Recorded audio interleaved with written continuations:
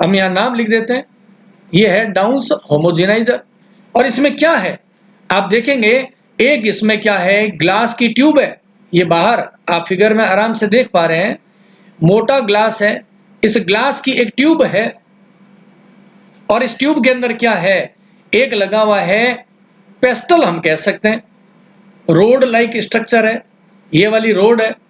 और इस रोड में आप देखें नीचे क्या लगा हुआ है, टेफ्लॉन की कोटिंग है। ये रोड जो अंदर जा रही है ना, मैं एरो का निशान लगा रहा हूं, आप देखेंगे इसके एंड पॉइंट पर क्या है, एक मोटा सा पेस्टल है, टेफ्लॉन का बना हुआ पेस्टल है।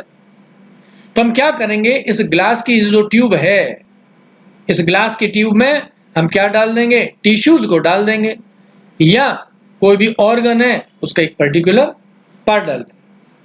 टिश्यूज को डालने के बाद हम क्या करेंगे, उसमें मिला देंगे हम बफर सॉल्यूशन को मिला देंगे जो उस टिश्यू के अकॉर्डिंग सूटेबल हो।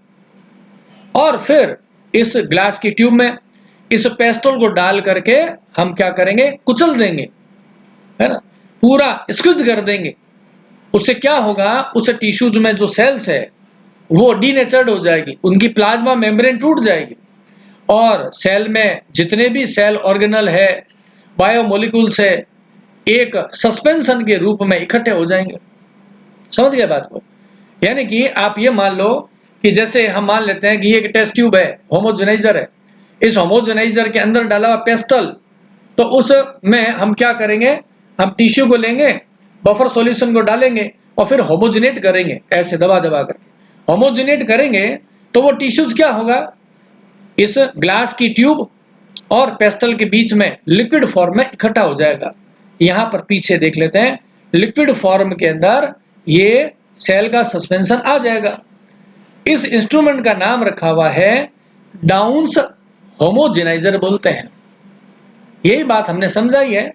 The insert the pestle in the tube, pressing it to the bottom till the liquid squeezed between the side of the pestle and the glass tube. तो ये grinding का जो मेथड है यंत्रों से हमने किया है, इसलिए इसको मैकेनिकल मेथड बोलते हैं। ऐसे बहुत सारे मैकेनिकल मेथड है। अब आपके दिमाग में ये आएगा कि कौन से टिश्यूज के लिए हम कौन सा मैकेनिकल मेथड काम में लें। इसमें भी